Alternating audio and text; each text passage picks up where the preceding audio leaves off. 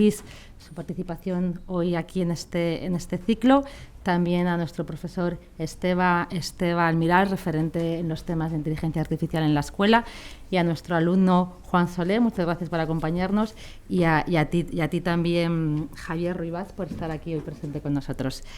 La sesión de hoy, como sabéis, está especialmente indicada en inteligencia artificial dentro de este ciclo que está haciendo Europa Press sobre Europa.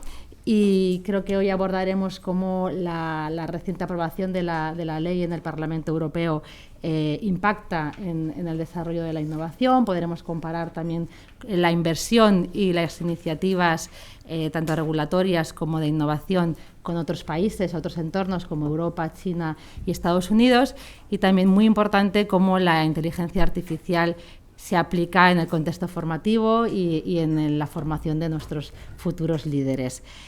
Porque las escuelas de negocio, y eso es lo que voy a dedicar yo en mis 2 minutos de introducción, no podemos olvidarnos que tenemos esa responsabilidad, una responsabilidad no solo de formar a los jóvenes y a los no tan jóvenes en inteligencia artificial y en su aplicación al negocio, y lo hacemos con nuevas titulaciones que seguro conocéis que han salido, con asignaturas específicas en todas las unidades. Es importante que no solamente aquellos que tienen ese componente o ese interés por dedicarse a un futuro más innovador y tecnológico estén formados en inteligencia artificial, sino todos los abogados y todos los expertos en management que salen de nuestra escuela sepan y tengan un conocimiento en inteligencia artificial mediante asignaturas puntuales que van incluidas en todo el currículum académico. Pero no solo nos importa eso debe ser el básico. En ESADE lo más importante es que formemos a los futuros líderes y a los líderes actuales en un compromiso de ver la inteligencia artificial desde el propósito de impacto social, de cómo puede inspirar la inteligencia artificial a contribuir en el bien común, al cambio y la transformación de las sociedades y los entornos de negocio. Dejarme hacer una pincelada, un dato sobre la influencia en el mercado laboral, otro reto dentro también de las escuelas de negocio, el preparar a nuestros jóvenes para que sean candidatos elegibles y talento elegible en la inteligencia artificial. Hace apenas 2 años, en el 2020, en el Foro Económico Mundial, se ponía encima de la mesa que era muy posible que en el 2025 se perdieran 85.000 puestos de trabajo por la automatización que nos estaba ofreciendo la inteligencia artificial.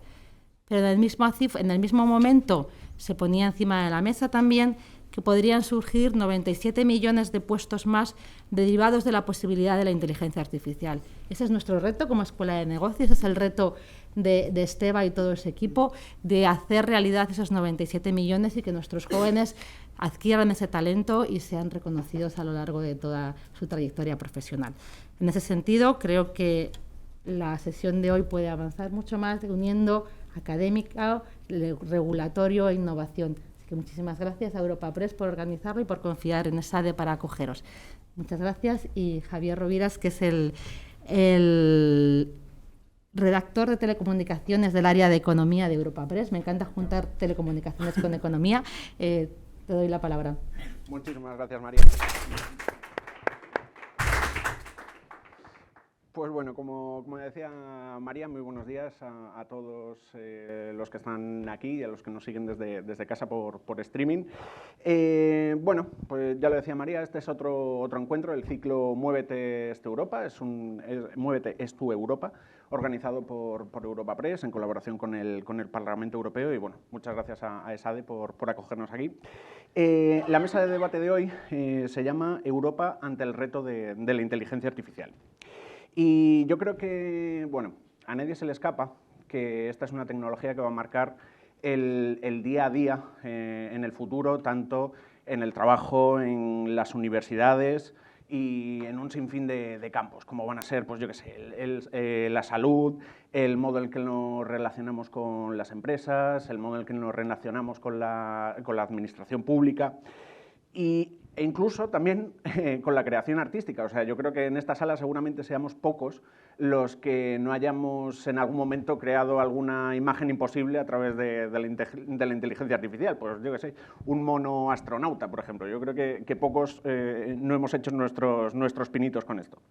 Pero el tema es que las aplicaciones son infinitas y creo que de momento solo estamos viendo la punta del iceberg.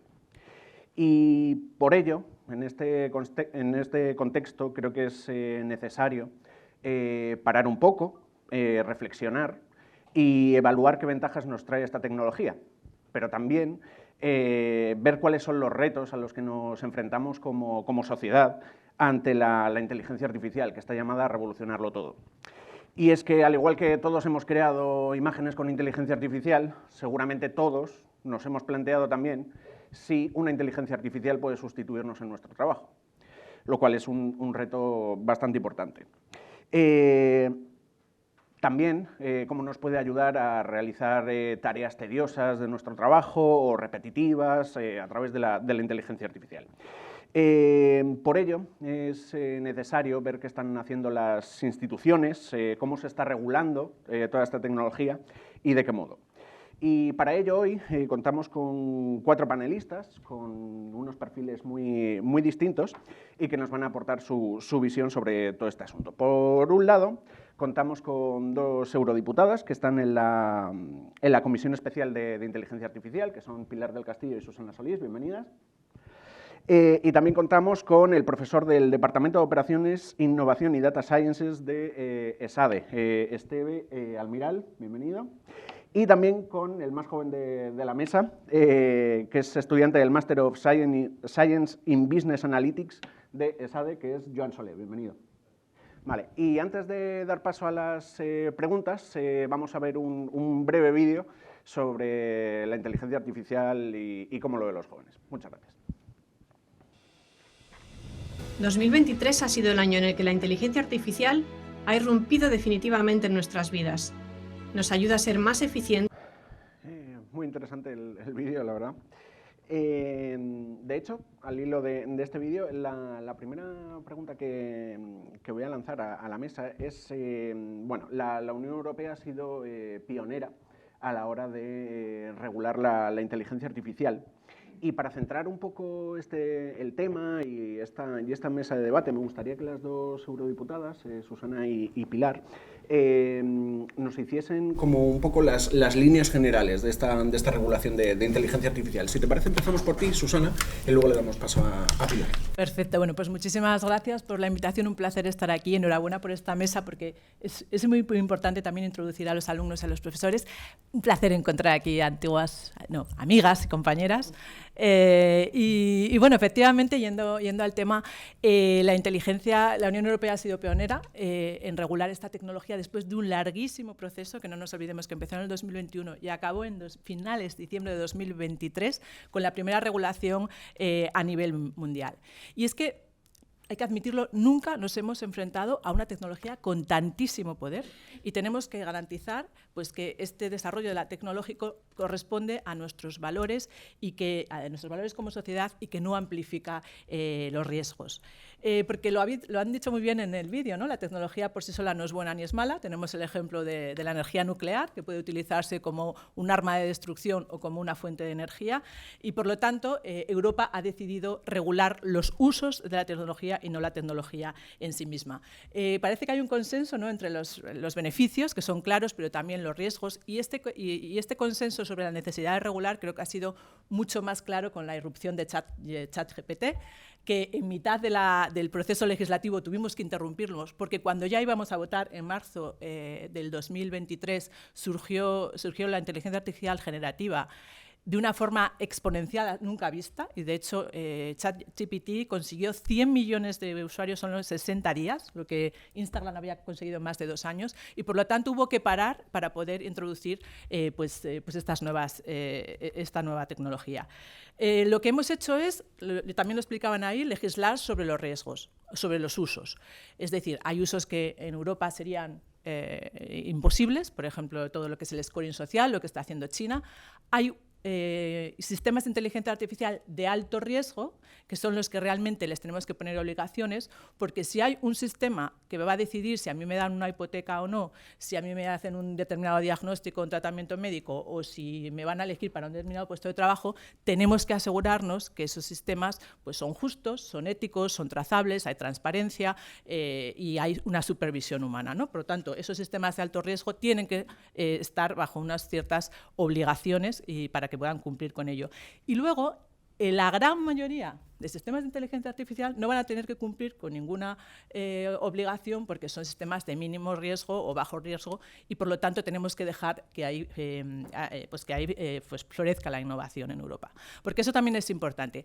Se ha introducido, por cierto que es importantísimo, la transparencia en los sistemas de inteligencia artificial generativa, es decir, la llamada marca de agua ya es un consenso, ya creo que a nivel mundial que hay que hacer algo, pero desde luego que a nivel europeo esta legislación ya establece que cuando haya un contenido generado por inteligencia artificial o manipulado por inteligencia artificial haya una marca o una distinción. Y finalizo con algo que siempre digo cuando hablo de esta ley. Tenemos que ver esta ley como un marco normativo, como un paraguas, porque si no, tendríamos un grave problema y seguramente el profesor Esteban nos lo va a anunciar, pero podemos hacer que la innovación se bloquee en Europa, ¿no? Y por tanto, esto es un paraguas donde ahora hay mucha legislación secundaria, muchos actos delegados y muchas normas sectoriales que se tienen que acompasar y que se tienen que hacer lo suficientemente flexibles para que Europa, con esta legislación, no sea un lastre a nuestra competitividad, que ya tenemos un problema, sino que podamos hacer frente a Estados Unidos y a China. Yo voy a procurar no repetirme porque obviamente hemos participado en el mismo proceso legislativo, hemos votado lo mismo y, por consecuencia, me repetiría lo que ha sido el resultado de ese debate, de ese proceso y, por tanto, voy a intentar no matizar, sino simplemente añadir algunas otras cosas. Vamos a ver.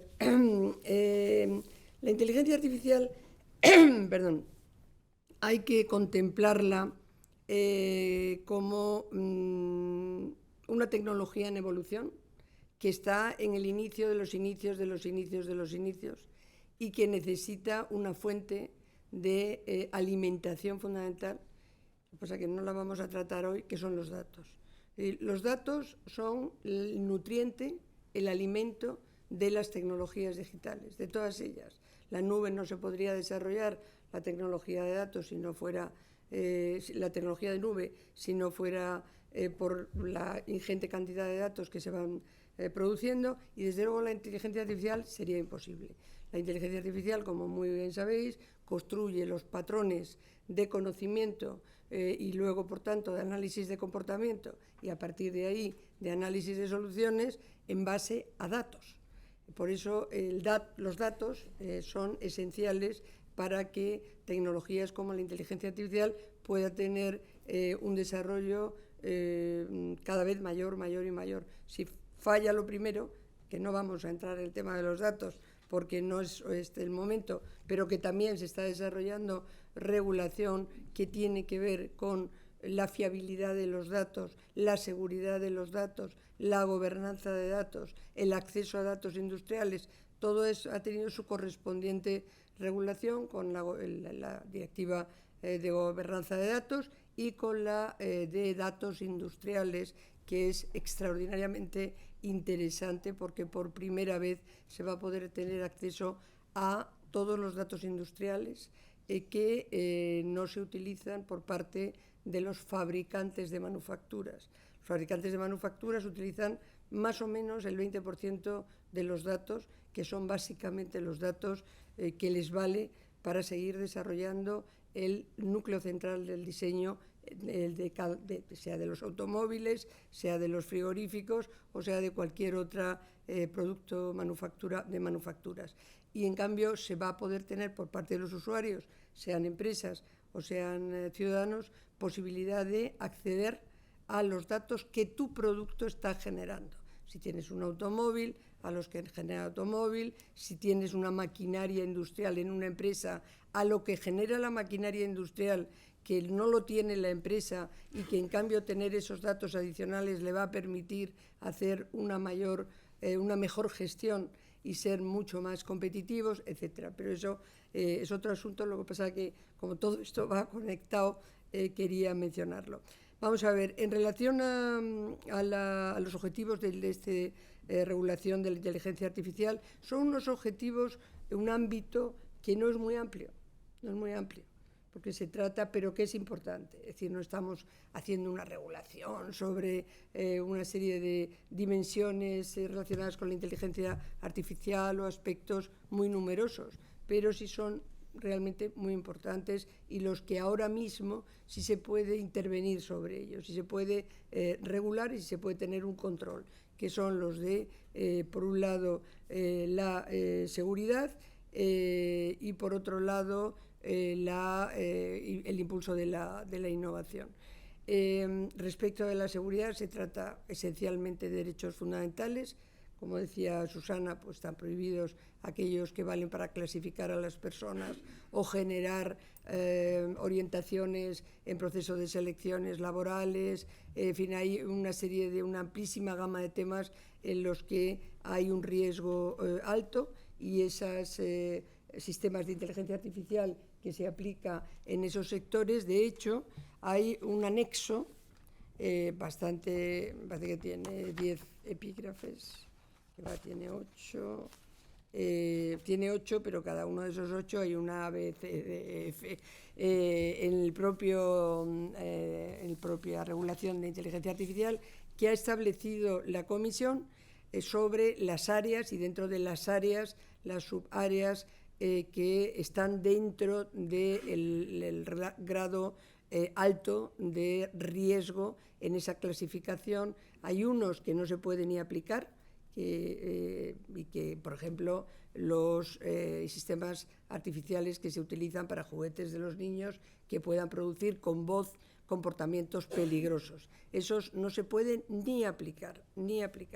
Y algunos otros ejemplos. Luego vienen los de grado alto, que hay muchísimos, se pueden enumerar muchos, y que ya digo que hay, bueno, tenéis, si os interesa, la tabla completa de lo que la Comisión en principio ha previsto. No es una tabla cerrada, y todo esto irá evolucionando y será evolutivo. Y luego la inmensa mayoría, como ha dicho Susana también, tienen un grado limitado de riesgo.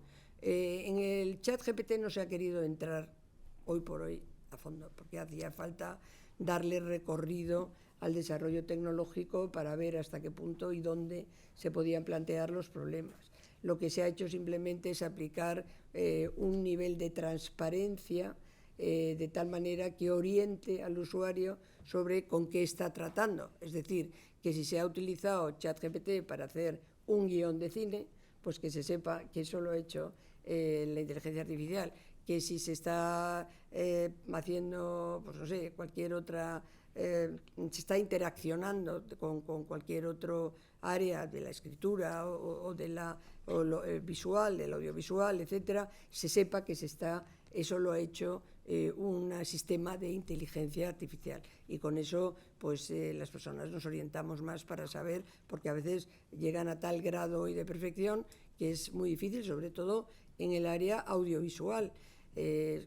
Recordaréis muy bien en el tema de la escritura, por ejemplo, la huelga relativamente larga de los guionistas en Hollywood para llegar a un acuerdo sobre, claro, se veían totalmente sin trabajo, o que voy a beber un poquito de agua, o que partes importantes del guión iban a estar hechas con inteligencia artificial y no se iba a poder distinguir. Aquello se resolvió bastante bien para las demandas que planteaban los guionistas, pero en todo caso vamos a estar en una constante situación de ese tipo. Pero no obstante, está calificado el ChatGPT como riesgo limitado, y por tanto son obligaciones de transparencia. También, como decía Susana, la mayoría de los sistemas de inteligencia artificial que están en riesgo mínimo se van a poder utilizar sin ninguna limitación.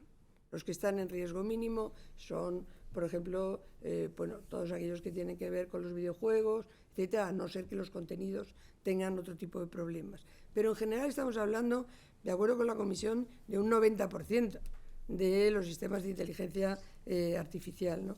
Y bueno, a partir de ahí, en el Parlamento, efectivamente, la identificación biométrica en remoto ha sido uno de los que ha preocupado más, y el debate se ha centrado mucho en ese tema y al final se llegó a una solución que tenía que ser con una autorización judicial y solo en casos muy concretos. En fin, yo me quedo aquí. En cualquier caso, estamos ante una regulación que hay que seguir su implementación mucho. Es decir, esta legislatura que viene, implementación, seguimiento, habría que escribirlo con letras brillantes en cuanto a los objetivos que tienen que tener las instituciones europeas, en concreto el Parlamento Europeo, porque se ha hecho mucho. Si viéramos todo lo que se ha hecho en este tema de digitalización, se ha hecho muchísimo. Pero bueno, aquí acabo, me he extendido un poco, seré más corta en los siguientes. Me parece muy importante ese detalle que has dado, el tema de la importancia de los datos, que de hecho es un melón que habrá que seguirlo de cerca. Una vez hecho este marco general, algunas de las principales críticas que se han hecho al tema de la regulación de la inteligencia artificial, quizá en una etapa un poco temprana, es si puede afectar a la innovación y eso hacer que quizá Europa, esa brecha tecnológica con Estados Unidos y con China, sea grande. Entonces, sobre esto me gustaría conocer la opinión de Esteba, por favor. Bueno, primero, muchísimas gracias por invitarme. Yo quisiera primero hacer una pequeña premisa, muy sencilla, ¿no? Pensamos a menudo que las innovaciones tecnológicas se adoptan, se difunden a la velocidad de la tecnología. Eso no es verdad. Nunca ha funcionado así. La adopción de cualquier tecnología es un fenómeno social y se adopta a la velocidad de los humanos y de las organizaciones, no a la velocidad de la tecnología. Siempre ha funcionado así, ¿no? Por lo tanto, cuando nos planteamos estas leyes, una de las cosas que tenemos que plantearnos es qué intensidad competitiva tenemos en esa sociedad, cuáles son los diferentes incentivos que vamos a tocar y, por lo tanto, cuál va a ser y si nos interesa que esa tecnología se adopte mucho o poco, ¿no? O se adopte con mucha rapidez o con poca rapidez. Este es un tema importante a pensar, ¿no? Europa tiene un problema de siempre, lo conocemos todos, apareció en los 90 con la European Paradox, ¿no? Es decir, somos muy buenos en ciencia, pero en innovación no. En innovación no, en productividad tampoco, en estas cosas no somos. Este es el problema de Europa. Y este es un problema que nos impacta a todos los niveles, porque si no eres bueno en productividad y en innovación, no vas a generar la riqueza que necesitas para después tener los servicios sociales o el tipo de sociedad al que aspiran tus ciudadanos. Tan sencillo como eso, ¿no? Por lo tanto, es un problema que nos impacta. Pilar y Susana lo han dicho muy bien, ¿no? Ellas conocen muy bien, han sido ponentes de esta legislación.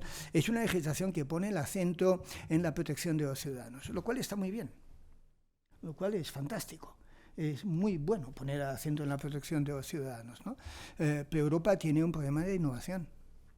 Y en esa parte de innovación probablemente es una parte donde la ley dice poco.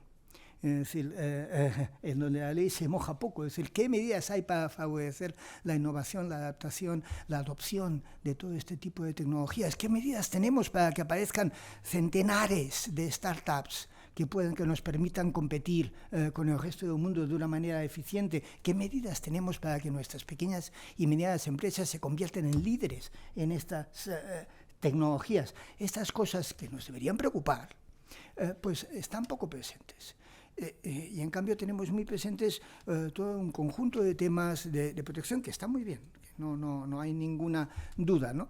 Esta es una ley moderna en donde hay una agencia y por lo tanto hay una legislación añadida al propio reglamento y va a ser la agencia la que cree el cuerpo legislativo. La legislación al final es el resultado de su implementación, no es lo que ponen las leyes y los reglamentos, sino cómo funcionan en la práctica, y eso al final, hasta que no tengamos la agencia, hasta que no tengamos todo conjunto de legislación e implementación de todo esto, no sabremos cuál es la efectividad real de la ley, ¿no? Todo esto no va a pasar. Pero bueno, tenemos una cierta intuición que, hombre, alguna traba habrá y no especialmente para aquellas empresas. Yo igual puedo contar alguna anécdota de una multinacional, ¿no? Me comentaba el director europeo de Policy de una multinacional hace algunos meses, ¿no? Dicen, hombre, nosotros, encantados, ¿no?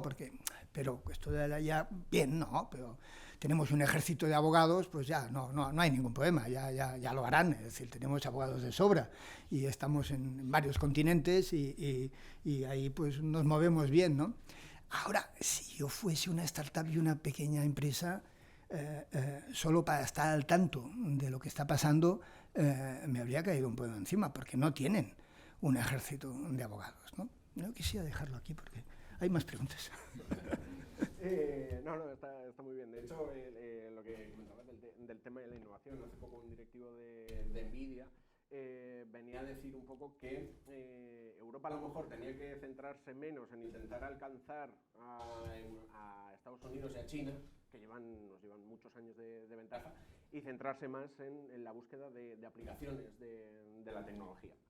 Pero hablando antes del encuentro, para preparar esta mesa de debate, hablaba con Joan sobre todo este tema, y tenía una opinión bastante marcada. Si quieres compartirla, adelante. Sí, bueno, encantado de estar aquí, primero de todo. Muchas gracias. Mi opinión sobre la ley es un poco mixta. O sea, por un lado, veo muy bien que se ponga al ciudadano al frente y los derechos humanos, es esencial. Y veo muy bien que se separe, ¿no?, en diferentes tipos de riesgo, como habéis comentado, en alto, bajo y limitado, y que las regulaciones sean diferentes para cada tipo. Bueno, las regulaciones. La aplicación vaya a ser diferente para cada tipo. Esto está muy bien. Y lo de la marca de agua también lo puedo compartir. Por otro lado, me da un poco más de miedo que se pueda frenar la innovación, porque estamos delante de una tecnología nueva. Yo me imagino el caso de Google. Imaginaros, cuando salió Google, si lo primero que hubiésemos pensado en hacer fuese regular, no estaríamos hoy aquí, seguramente, en estas condiciones. Entonces, me tira un poco para atrás esta posibilidad de frenar un poco la innovación aquí en Europa, mientras que en otros sitios como Estados Unidos y China vaya a seguir tirando. Entonces, yendo por ese mismo aspecto, comparto lo que ha dicho Esteba sobre las las pymes, teniendo más miedo, ya sea a gastarse más dinero o a poderse meter en problemas judiciales, cuando igual ahora estarían dudando entre implementar la IA o no. Y por otro lado, también un poco igual la fuga de talento, porque si en otros lados, volvamos a decir, Estados Unidos y China, tira la inteligencia artificial y tira mucho, pues el talento se va a ir para allí también, no se va a quedar aquí.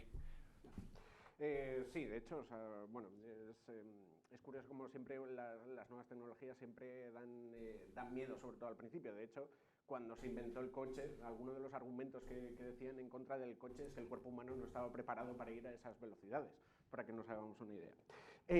No sé si Susana y Pilar queréis añadir algo sobre todo este tema que sé que os gusta. Sí, a mí me gustaría, porque siempre en este tipo de debates siempre acabamos, ¿no?, en la dicotomía innovación versus regulación.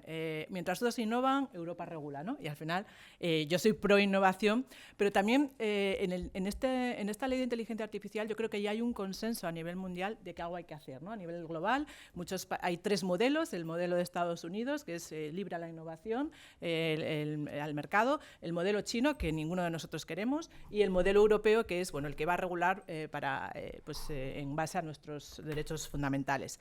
Y eso es cierto que tenemos que hacerlo así. Lo que yo creo que el debate detrás, y lo apuntabais muy bien vosotros, no es que haya que regular la inteligencia artificial, no, que creemos que sí en algún momento, sino que lo que hay detrás de la inteligencia artificial, y es ahí donde están nuestras carencias.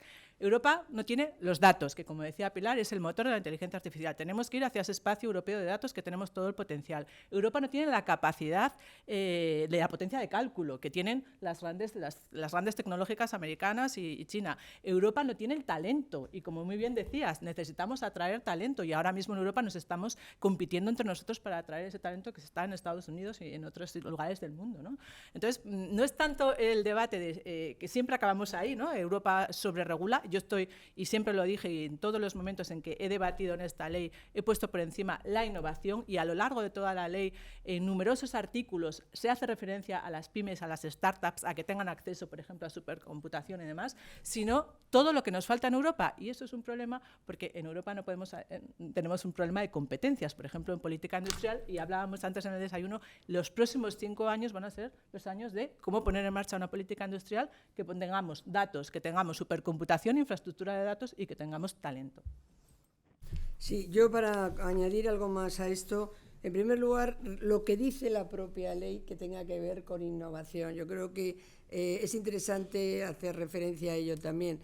Por un lado, se ha incluido estos espacios en los que se pueden hacer pruebas por parte de empresas innovadoras, como los conocidos en inglés como sandboxes, ¿no? Son espacios en los que se pueden hacer todo tipo de pruebas relacionadas con la innovación. Y por otro lado, se han excluido los softwares de código abierto, que también es importante, porque son precisamente aquellos que son conocidos como software libre, no hay que mencionarlos, y son aquellos a los que las startups y todas las empresas de ese nivel innovadoras tienen acceso. Pues bien, ellos están excluidos de cualquier tipo de obligaciones y, por tanto, no tienen esas limitaciones que se podría plantear tal. Porque cuando se habla de esto hay que decir, vamos a ver, exactamente, ¿qué impide la innovación de esta regulación de inteligencia artificial? Impide la innovación, yo creo que se puede decir que introduce burocracia, o que se introducen, por tanto, una serie de obligaciones que hacen más costoso económicamente el desarrollo y más lento, pero no que impida la innovación en ese sentido. No es exactamente lo mismo, porque, vamos a ver, no es exactamente lo mismo, porque si no impide tener acceso a, por ejemplo, si impides tener acceso a datos, que es la base del funcionamiento de estas tecnologías, entonces sí, pero aquí está más limitado, es decir, está más limitado, y en todo caso, aquí estaríamos ante un ecosistema de innovación que no existe como debería de existir, y, por tanto, la inteligencia artificial, con independencia de esta regulación, no se puede crear una apuesta de innovación por cada una de las normas que haces. Tienes que tener un proyecto de innovación que cualquiera de las regulaciones que sacas se puedan beneficiar precisamente de ello. Por ejemplo, se ha mencionado por parte de Susana, pues la infraestructura digital, supercomputadores, semiconductores, faltan. Eso es fundamental para la innovación. Bueno, pues hay un programa de financiación de proyectos digitales, de infraestructura digital, no la de superficie, sino la digital, que se ha hecho un upgrade, se ha elevado 10 computadores de toda Europa. En España, el de Barcelona, se elevan a la categoría máxima de capacidad computacional. La ley de los semiconductores necesitan los chips, pues se ha hecho una ley de chips. Se han hecho muchas cosas, pero pensemos cómo funciona la universidad. ¿Qué relaciones? Yo, desde que era estudiante, el mantra relaciones universidad-empresa lo conozco. O sea, y ha pasado mucho tiempo. Y eso era una consigna, relaciones universidad-empresa, relaciones universidad-empresa. Y sigue siendo lo mismo. Y carece el sistema español de y muchos europeos de ese. A ver. En ESADE no. No. Estoy segura que en ESADE no. Y en muchas de las universidades que se han creado, que son más relativas. No, pero es ESAD, y no voy a mencionar otras que también se podían mencionar que son homologables, digamos, con el modelo ESADE, pero las universidades, la inmensa mayoría de las universidades españolas, públicas para empezar, están en esa situación. Entonces, claro, todo eso se abre y pero no solo en España, sino en muchos otros países europeos. Si es que el venture capital no viene a Europa continental, se queda dentro de Europa en el Reino Unido. ¿Por qué? Pues porque entre la burocracia las limitaciones, las incertidumbres institucionales, las otras que son no sé qué, en un país una otra tal, pues es que no sé, es más capital riesgo, no quiere venir, y ahí todo eso entra en juego en la situación en la que nos encontramos. Pero en fin, yo creo que hay que ser consciente de todo esto. Yo creo que la suerte es que somos conscientes. Probablemente la falta de fortuna es que luego no somos capaces de llevarlo a la práctica. Pero yo insisto, yo creo que esta regulación, que tiene un ámbito muy limitado, porque es verdad que como es la primera normativa, se ha dicho en el mundo, se ha hecho por activa y por pasiva, la primera del mundo, la primera, bueno, vale, pero esto tiene un ámbito muy limitado, importante, pero limitado, es decir, que no está condicionando en ese sentido nada. Y yo creo que, por último, el tema de las relaciones transatlánticas e internacionales son fundamentales, sobre todo con Estados Unidos, y ahí había que generar por lo menos un conjunto de principios comunes de naturaleza ética en los cuales se tenga que basar cualquier tipo de regulación o tratamiento de la inteligencia artificial. Esteve, no sé si quieres brevemente dar algún apunte para cerrar este apartado o pasamos a lo siguiente. Bueno, sí, a ver, solo 2 datos. Es decir, esta ley no prohíbe muchas cosas, aparte del tema biométrico, etcétera, etcétera, en donde tiene que haber un juez, etcétera. Eso va a ser lento. Y el tema de la seguridad es algo que nos preocupa a todos. Pero bueno, dejando aparte este tema, veremos esto si de aquí 4 años sobrevive. Yo creo que no, pero bueno, dejando aparte este tema, claro, una forma de hacer más lento es crear más burocracia. Lo hemos visto ahora, por ejemplo, en la agricultura con el cuaderno digital. No hace falta prohibir las cosas, pero si tú creas una burocracia inasumible, ¿qué quiere decir inasumible? Pongamos ¿cuál es el éxito europeo de la inteligencia artificial? ¿Es Mistral en Francia? Este es el éxito europeo de la inteligencia artificial, ¿no? Bueno, ¿cuánta gente hay en Mistral? Son 25. En oficina en Nueva York y en París. Sí, sí. Vienen de DeepMind, de Google, son de las multinacionales que había en París. Básicamente encontraba una forma de entrenar mejor los modelos y tal. Son 25. Ninguna de estas empresas se había planteado tener un gabinete legal. En Europa, a partir del 2026, cuando esto va a estar en marcha, van a tener que tener un gabinete legal. Esto era algo que en una startup digital, en una startup de inteligencia artificial, nunca... igual alguien se había planteado contratar a alguien de marketing, normalmente no, pero bueno. Pero eso sí que había pasado por la cabeza de la gente, ¿no? Pero un departamento legal, si no estabas en Bio o en Pharma, no era algo que te pasase por la cabeza, y eso se acabó. Bueno, todo eso son burocracia añadida, cortapisas. Podemos extendernos en detalle de todos los reglamentos que tú tienes que hacer tú mismo, sí, etcétera, etcétera, y como tú no vas a tener capacidad de hacer tú mismo, vas a tener que contratar una consultora, etcétera, etcétera, con gran detalle para cumplir incluso en riesgos medianos. Pero tampoco es el caso, ¿no? Es decir, este es un poco el panorama, estos son mixtos. No, pero yo estoy completamente de acuerdo, ¿eh? Yo estoy completamente de acuerdo. Sí, sabemos que estamos de acuerdo. Claro, no, pero completamente, pero también te digo que en Estados Unidos hay un movimiento en ese sentido, por ejemplo, en el derecho de la competencia, sí. O sea, Apple lo están ahora mismo abrazando, sí. Porque está como un guardián de acceso, como gatekeeper que es, porque al final hay una posición dominante del mercado tan brutal que no deja a los competidores tal, pero lo mismo está pasando con Google, lo mismo está tal, y el reino de los abogados, no es Francia ni España ni tal, el reino es Washington, y luego todo Estados Unidos. Eso es el verdadero reino de los... El dorado de los... Bruselas y Europa también... No tanto, pero bueno, apuntamos maneras. Bueno, Estados Unidos es que es todo, porque al final tienes que recurrir por el tema de salud, por el tema de tal, por el tema de cual, todo tienes que llevar... Creo que este tema nos podría dar para ahora. Bueno, pero está bien abrir temas. Pero bueno, en relación con, precisamente un poco también con esto, y pasando a un ámbito más de aplicación de la tecnología. El otro día a mí como periodista todos los días me pueden llegar fácilmente 15 o 20 informes al correo sobre inteligencia artificial. Pero el otro día me llegó un informe de Indesia, que apuntaba que tan solo el 2% de las pymes en España había adoptado la inteligencia artificial en su operativa.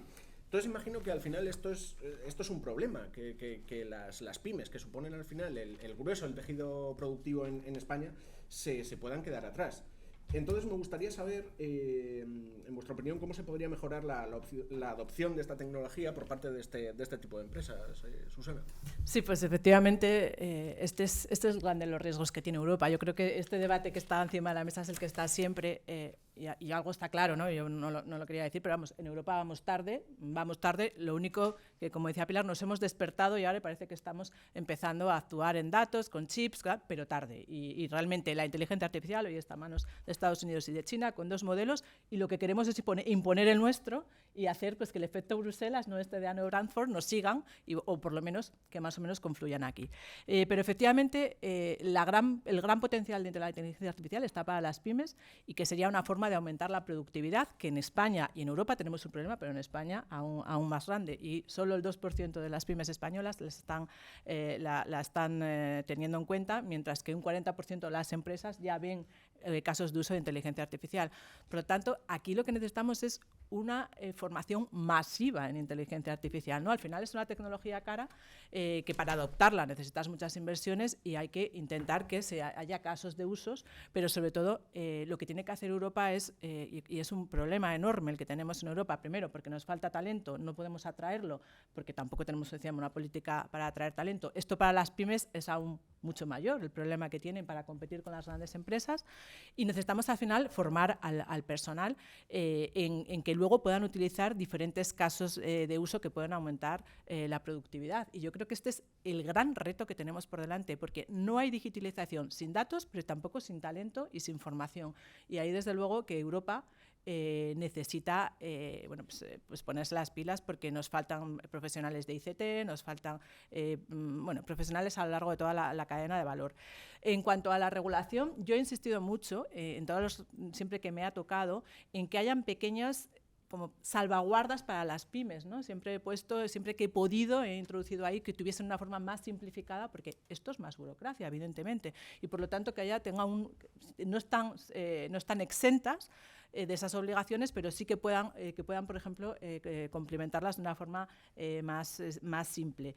Y por último, pues como decía antes, también es importantísimo para esas startups que tenemos en Europa, que luego se van a crecer fuera, algo que yo he introducido, y precisamente hubo que adaptar la legislación de los supercomputadores, que el 50% del tiempo de los supercomputadores, y estoy hablando del Mare Nostrum de Barcelona, que lo hemos tenido que adaptar en nuestra normativa, sea para las pymes, porque se pueden ahorrar en procesos que ahora tardan meses o años. Estas pymes podrían hacerlo si tienen acceso a esa supercomputación, por ejemplo, en tan solo días o semanas, ¿no? Asimismo, y un poco también al hilo de esto, me gustaría saber, Esteve, en tu opinión, ¿qué sectores productivos pueden llegar a ser, la inteligencia artificial puede llegar a ser más útil para ellos? ¿Y de qué modo? Si conoces, ejemplos prácticos de cómo se ha aplicado esta tecnología. Bueno, sin duda. A ver, la inteligencia artificial, quizás en mayor medida que otras tecnologías, tiene 2 grandes efectos. Un efecto es aumentar las capacidades de la gente. Esto es un efecto multiplicador, es como las calculadoras. Es decir, antes podías calcular 2 números, pues ahora calculas mucho más. Antes necesitabas un día para leerte el reglamento de la inteligencia artificial, ahora lo puedes meter en ChatGPT y dice, resúmelo en media página, y lo hace bien, y con lo cual te ahorras pues una parte importante de tu tiempo, ¿no? Aumentar las capacidades, esto es un multiplicador, y esto tiene un límite, es decir, vas a poder aumentar las capacidades de la gente hasta un cierto nivel, pero hay algo que no puedes aumentar, es la atención. La atención es el recurso más escaso de la humanidad. Todos tenemos como mucho 24 horas en el caso que no durmamos. Como tenemos la costumbre de dormir, pues al final se quedan en 14 o 15. Esta es nuestra atención, punto. No hay manera de aumentar eso. Entonces sí que podemos hacer cosas. Y otro punto es la automatización. Hoy en día no se están automatizando tantas cosas, entre otras cosas por el riesgo, porque no se conoce, no hay buenas prácticas. Es decir, el caso de la automatización es un caso, y ahí sí que hay un riesgo importante. ¿Qué pasa en el caso de que aumentes la capacidad de las personas? Bueno, tenemos dos grandes tipos de industrias, ¿no? Unos tipos de industrias que tienen una demanda muy elástica, es decir, que si tú bajas el precio, vendes más. Este tipo de industrias, la inteligencia artificial, pues puede hacer que tengan más demanda y puedan bajar el precio y por lo tanto tengan más mercado, y otro tipo de industrias donde la demanda es inelástica. Por ejemplo, una consultora de alto nivel. Una consultora de alto nivel, por más que baje el precio, que no lo va a bajar mucho, no va a tener el doble de clientes. Su demanda es más bien inelástica, ¿no? Ahí vamos a ver, y se está, por ejemplo, viendo ahora en analistas de inversores en Wall Street, una reducción del personal. Y también a nivel individual vemos dos factores, ¿no? Es decir, por un lado, gente con menor cualificación puede acceder a hacer lo mismo a nivel de calidad, y por otro lado, las cosas que tú puedes hacer se te va a pedir mucho más, porque lo que se hacía antes, pues ya está. Si igual te interesa a nivel de sectores, el sector donde está impactando primero es programación. Hoy en día todo el mundo programa con copilots. Programar solo a mano y tal, esto se acabó hace... Con el ChatGPT, cuando vino ya se acabó, ya no. Todo el mundo pagaba con copilots, los incrementos de productividad están entre el 30 y el 50%. Los pilotos más interesantes, aquí que hay muchos abogados, pues en la abogacía este es un campo muy fértil y muy importante, porque se trabaja con texto, y el texto era algo intratable, es decir, para resumir, para buscar precedentes, para buscar casos, para hacer, para representar a alguien que esté contra tuyo, es decir, cuáles son los efectos, cuáles son los argumentos en contra de todo esto, etcétera, etcétera. Todo este tipo de cosas. Quizás el primer piloto que se hizo antes de que se hiciese ChatGPT fue el de PricewaterhouseCoopers en Estados Unidos, pero bueno, Cuatro Casas tiene pilotos, todo el mundo, todos los grandes abogados, también para utilizar los datos, la gran cantidad de datos que ellos tienen de diferentes casos y diferentes jueces, en lo cual pueden decirle el juez tal, etcétera, etcétera, qué tipo de argumentación es más sensible, etcétera. Algo que a nivel manual es muy complicado de ver, pues con procedimientos automáticos no lo es tanto, ¿no? Las consultoras, todas las grandes consultoras tienen GPTs, el más conocido es McKinsey, que se llama Lily, y tiene un GPT aumentado con todos sus datos, con lo cual mejoran de una manera importante su personal. En el sector público tenemos algunos ayuntamientos en algunos sitios y en algunos gobiernos regionales que lo están utilizando para mejorar la burocracia, etcétera, etcétera, y para poder acceder en diferentes sitios. En algunos sitios porque no hay gente para el sector público, como en Japón, en donde encontrar funcionarios para el sector público es complicado porque la población está bajando de una manera muy rápida y tal, y ahí tiene en otros sitios porque son innovadores de por sí o porque tienen el mismo problema, como en Islandia, y en otros sitios como en Estados Unidos, porque siempre hay algún ayuntamiento y algún gobierno regional que le interesan este tipo de cosas. El nuevo campo, lo que nos va a aparecer el año que viene y lo que está apareciendo ahora, son los agentes.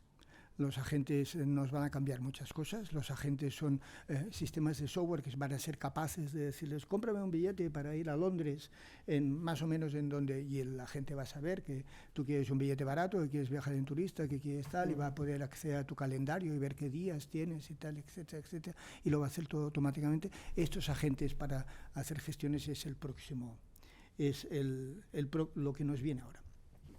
Pues de hecho, llegados a este punto, que bueno, la verdad es que esta pregunta pensaba hacerla en el ecuador del encuentro y la voy a hacer ya casi al final.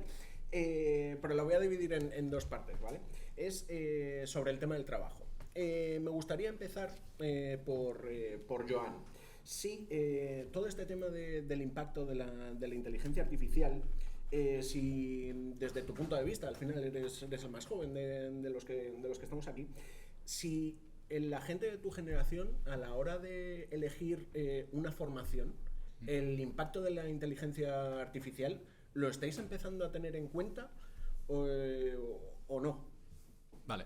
O sea, yo quería empezar diciendo que yo creo que la gente más joven somos los que más hemos interactuado, ya sea por tiempo o por curiosidad o por facilidad con la tecnología, con tanto ChatGPT, pero como con otras 1000 herramientas que hay públicas en Internet.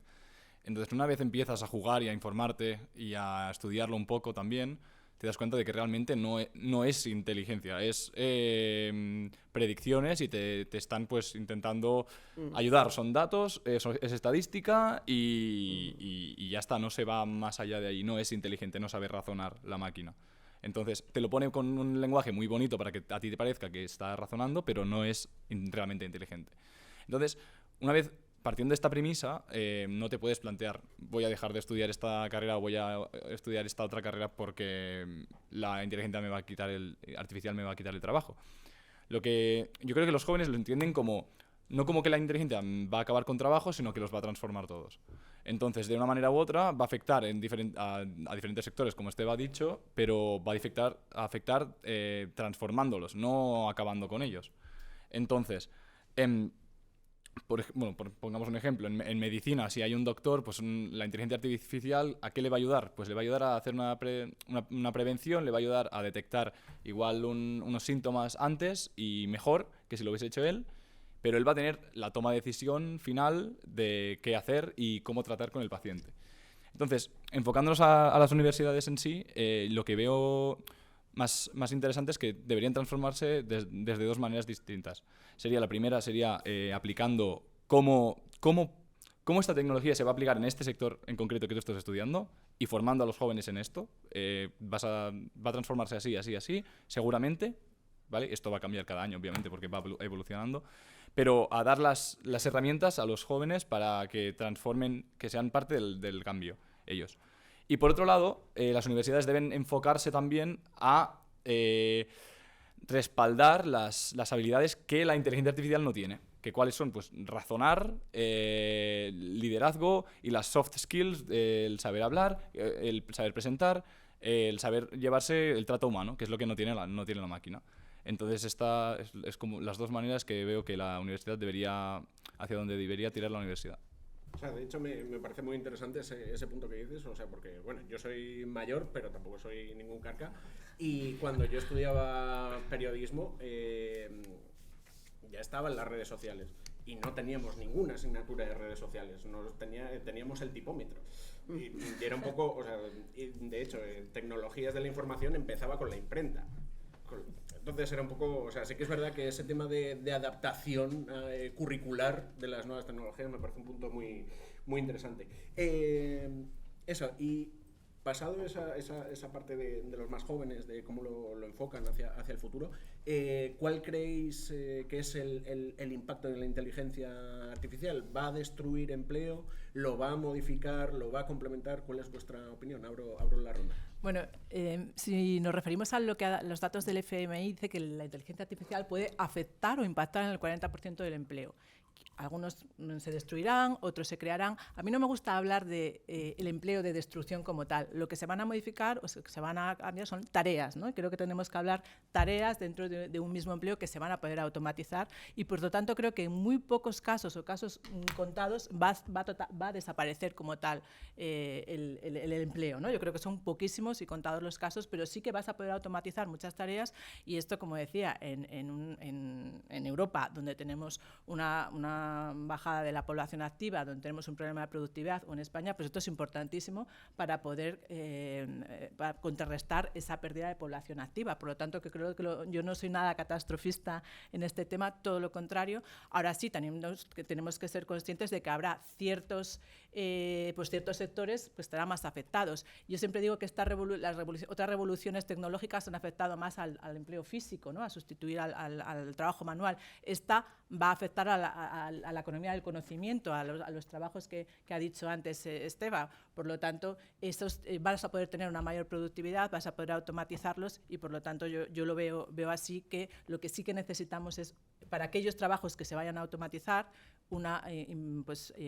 invertir muchísimo, inversión masiva en formación. Y eso es fundamental a la hora de que Europa tenga también un plan para poder transformarse, porque son muchos los puestos de trabajo que van a tener que adoptar esta inteligencia artificial. De hecho, el mismo informe que mencionaba antes decía que en España, de la oferta académica ligada a inteligencia artificial, tan solo estaba representado, creo, no me acuerdo exactamente el porcentaje, pero creo que era en torno al 3% de los 7.200 títulos universitarios de máster y de grado que ofertaban las universidades españolas estaba relacionado con la inteligencia. Y un pequeño apunte, porque es algo que sí, como va a afectar más a los trabajos administrativos, sí que algo, y que también hablamos mucho en los debates, es que afectará más a las mujeres, ¿no? Por ejemplo, van a ser las que más afectadas pueden estar, por lo tanto tenemos que invertir más en la formación, porque esos trabajos administrativos, bueno, pues lo habéis dicho vosotros, van a ser los más sensibles de poder automatizar muchas tareas. Bueno, pues después de todo lo dicho, a mí no me quedan muchas cosas por decir, porque sustantivamente estoy de acuerdo. Yo creo que todos habéis cogido un ángulo, Joan, Esteve y Susana ha ido complementando, y yo voy a tratar de complementar. A mí me interesa mucho lo que ha dicho Joan de vincular formación con tecnología en la propia carrera universitaria en función de aquello para lo que te estás formando, para el destino que tiene en principio esa carrera, que puedas tener los instrumentos desde el punto de vista de la formación digital que te ayuden a completar el conocimiento que vas adquiriendo y que por tanto tengas esa formación completa, al final que te permita desarrollarte en un proceso creciente de digitalización de la economía y de la sociedad, porque esto es imparable y afecta a todo. No hay sector de la economía en una medida u otra, sector profesional en una medida u otra, sector de la sociedad en una medida u otra, que no esté ya permeado por el desarrollo todavía incipiente, pero será progresivo, de la digitalización. Y yo creo que eso es muy interesante. En segundo lugar, y vinculado a esto, yo creo que eso se hace poco todavía en Europa, menos en España. La formación, la huella digital en tu formación debe estar presente desde la infancia. Es decir, por ejemplo, la programación. La programación se inicia como un juego. Es decir, no es difícil aprender a programar para los niños porque son juegos que se pueden aprender tal. Pero la programación te introduce en una lógica que luego te permite conocer mejor el mundo del funcionamiento digital, la lógica del funcionamiento de las tecnologías digitales. Y comparativamente se podría llevar a el tiempo en el que se introdujeron en la enseñanza reglada la física, la química o la biología, que estaban destinadas a conocer cómo funcionaban esas ciencias, y que los estudiantes, desde muy pequeños, iban conociendo, iban teniendo nociones de, a medida que eran mayores, en mayor complejidad, no solo aprendían las matemáticas y la lengua o la literatura, sino que además aprendían cómo funcionaba el mundo físico. Y ahora hay que aprender cómo funciona el mundo digital. Y eso lo tenemos que tener todos, porque al final es un mindset, es una actitud mental que te permite relacionarte y conocer mucho mejor. Y por último, creo que junto a todo esto había que desarrollar, que en España tampoco se hace desde el inicio, y en otros países continentales europeos, en unos hay mucho pragmatismo sobre los temas industriales y tal, el caso de Alemania, pero en otros menos. Pero no me refiero a la industria, me refiero al concepto del pensamiento crítico como lo entienden los anglosajones, especialmente los británicos, y cómo lo tienen embebido en el aprendizaje de los niños desde el principio, que no quiere decir crítica permanente a todo lo que nos enfrentemos, sino capacidad para poder pensar por ti mismo. Hay que pensar que el ser humano cada vez está más aislado frente a todo lo que tiene por delante, y que es mucho más difícil interactuar con otros para ver de qué manera actuar. Y entonces hay que tener criterio, y el criterio te lo da el enfrentarte a todos estos desarrollos tecnológicos con un pozo de pensamiento crítico que te lo da, aparte de esto que decía yo, de la lógica, de las tecnologías digitales y el funcionamiento del mundo digital, te lo da la filosofía, te lo da el conocimiento de la historia, son instrumentos que hoy más que nunca, en este mundo en el que avanzamos, es necesario, yo creo que tener sólidamente, porque estamos muy solos frente a todos estos avances. Vamos bastante justos de tiempo, ¿no? O sea, de hecho ya nos hemos pasado, pero ¿querías aportar algo? Sí, bueno, una cosa muy corta. Todo esto de la inteligencia artificial, como cualquier avance tecnológico, es una disrupción. Y podemos centrarnos mucho en lo que nos va a ir mal en la disrupción, porque seguro que nos van a ir muchas cosas. Pero las disrupciones son oportunidades. Lo que debería obsesionarnos es cómo podemos aprovechar esta disrupción para ganar esa ventaja competitiva que no podríamos si esta disrupción no existiese. No podríamos avanzar. Es decir, OpenAI, si no hubiese habido la inteligencia artificial generativa, no estaría donde está. Porque no hay forma de ganarle a Google en su juego. Eso no es posible. Pero como apareció un juego nuevo, mira, se ha colado. Esta debería ser nuestra obsesión. A pesar de que vamos fatal de tiempo, nos han quedado un montón de preguntas en el tintero, pero sí que no me gustaría dejar pasar una última. Os pido toda la brevedad posible a todos. Y es que, bueno, al final, en junio, tenemos unas elecciones europeas.